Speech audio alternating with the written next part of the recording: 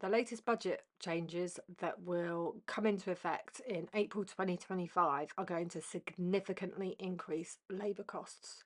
Rises in the minimum wage and the national insurance will have a disproportionate impact on the high street, including your favourite pub, cafe, and restaurants, industries that are already struggling. But how much will it impact your business? It will depend on current salaries, how much of a pay rise you need or choose to give them, number of employees, and whether you can claim employer allowance. We're going to run through our Google Sheets calculator so that you can test your specific scenario. You can put in multiple employees at once and can have different employee types such as full-time, part-time, or different salaries. But first, I must explain the changes and have a little rant about why this matters and how it targets the most struggling businesses. First, what are national insurance and wage changes hitting businesses? National insurance is increasing. The employer national insurance threshold is dropping from £9,100 to £5,000. For some reason, I called this the Employment Allowance because that's how much you're allowed to earn before paying national insurance, but this is the threshold. So the threshold was previously £9,100 and has now decreased to just £5,000 a year. And it means that for each employee earning over £5,000 a year, that's just £417 a month, you as an employer will start paying national insurance. It was previously £758 a month. The threshold has dropped 45%. If you have a low wage and part-time workers, this is going to have a bigger impact and could more than double your national insurance liability. For instance, if your employee earns just £12,000 a year, just £1,000 per month, let's assume for a sec there are no increases in wages and you have just one employee, the amount that's subject to national insurance has gone from £2,900 to £7,000. That's more than double. Next, the national insurance rate is rising from 13.8% to 15%.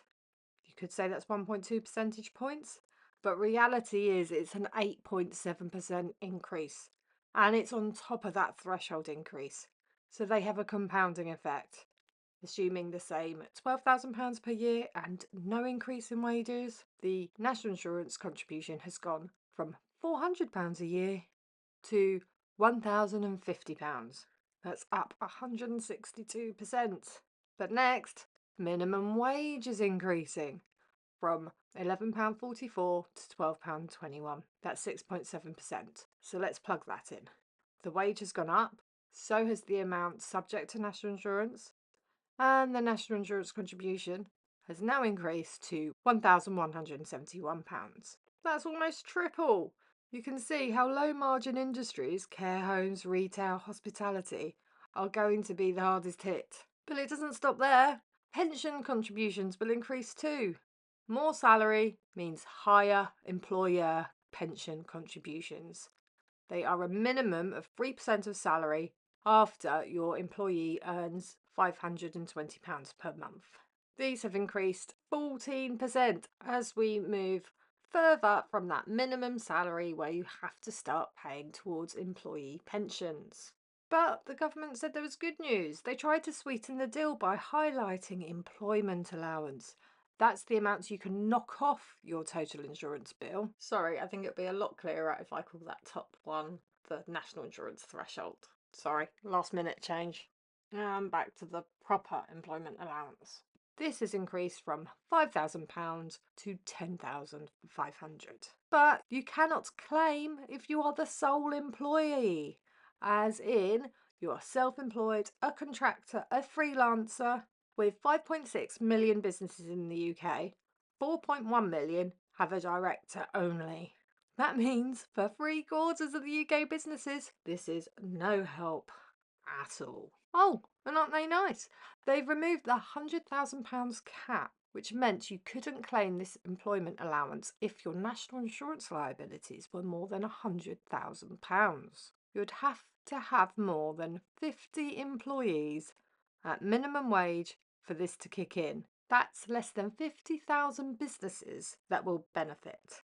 Less than 1% of businesses out there. Talk about kicking the small man and protecting the big guys. The Office of Budget Responsibility, the OBR, has even said the increase in employer national insurance contributions will have a persistent negative effect on work incentives and both labour demand and supply. This will reduce GDP by 0.1%. And it will also add to the inflation rate. Thanks, guys. And who will be the hardest hit? The smaller businesses, those with employees close to or at the minimum wage, who can see their national insurance bill triple. Companies like pubs, restaurants, high street shops, industries that are already in the top 3 highest level of insolvency. But enough ranting. Let's get to the calculator to see how it will affect your business. Right, 2 tabs, 2 options. The first one is for companies that look more at annual salaries, and the second, which is more designed for hourly rates. So, step 1, enter your salary before April 2025. Let's put £37,000 as it's the average earnings for 2024, according to the ONS. Adjust for salary increases. For the minimum wage increase, that's a 6.73% increase. Last year's average earnings actually increased by 6.9%. So let's leave as 6.7%. You also need to put how many employees you have at the salary level. You can then see the annual figures here, monthly figures here. And the impact, the difference of before versus after the April 2025 changes here. First, there's a percentage point change, and then in your British pounds. If you have different employee types, so some part-time, some full-time, maybe some employees on different salaries or receiving different increase in the salaries, you can put these down as different employee types. And then finally, we've got the employer allowance drop down to select if it applies. Who can claim employer allowance? Most businesses that aren't contractors or freelancers. If you're the only employee, or your only employee is a nanny or a gardener or other household help, you need to click no here. And then finally, see your total before and after cost, and then you'll be able to see how much you're paying. So if you've got one employee at an average salary and apply the average wage increase but cannot claim employee allowance, your total employee cost will rise by nearly 10%. If you have 25 employees under the same circumstances but can claim your employment allowance, your employee costs have gone up nearly 9%, and this will cost you an extra £90,000. Wow. And if we move over to hourly, it's really similar. Sticking the hourly rate before and after. This time it calculates the percentage increase for you. Then add the number of hours worked per week and the number of weeks worked per year. I'm putting the number of employees within that type here. I won't go through this in any more detail unless you really want me to. If you do, comment below and I'll do another quick vid. But what can businesses do? Right, here are some possible strategies to offset the rising costs of your labour force. Number 1, reduce hiring.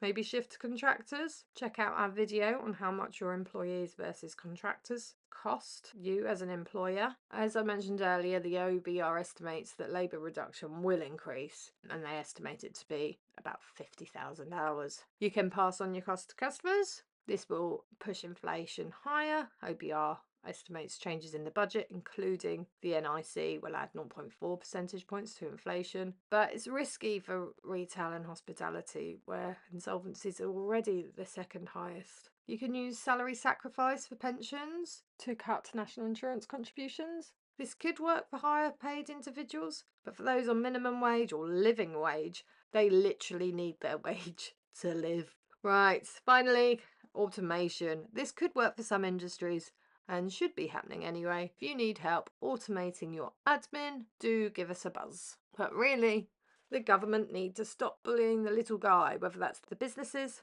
or the workers, and go after those that actually have all the assets. But I digress. You need to look after your business, and the best way to do that is arm yourself with information. Start by downloading our latest Google Sheets calculator to see how these changes impact your business. Check the description below on how you can download and subscribe to make sure you stay up to date. And you're probably being suggested another video that you could watch right now. Thanks, guys. See you later.